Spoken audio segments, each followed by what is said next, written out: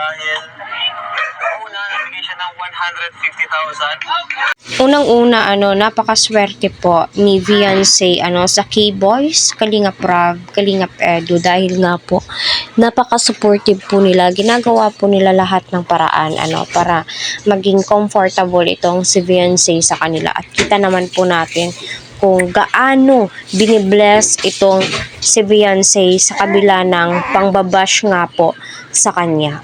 At grabe, record breaker itong si Beyonce, grabe, napakalaki ng perang ibinigay po ng kanyang sponsors. Simula 150, nagbigay na naman ng 100 at ng iba pa. Ganyan po sila ka-generous sa mga taong tinutulungan po nila. Yung pansin po natin kay Beyonce is nagugulat po siya sa mga binibigay sa kanya ng kanyang sponsors. Para sa iyo, Beyonce, ay deserve mo yan. Deserve na deserve mo kung ano man yung ibinibigay ng sponsor sa iyo. Kaya stay humble ka lang, stay put ka lang sa kalingap. Kasi alam ko maraming kumukontak nga po kay Beyonce, kasi kita naman po natin kung gaano kasikat na po itong si Beyonce. So panoorin muna natin. Dahil una, nabigay siya ng 150,000 para sa lupa niya. Lupa.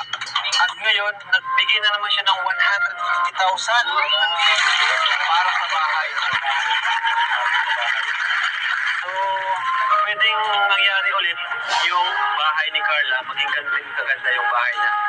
Ito pa, trivia lang, dito sa buong buhay ko na naglilingap ako dito sa pag-vlog ko, bahay nila Beyonce yung may pinakamahal na lupa. Nasa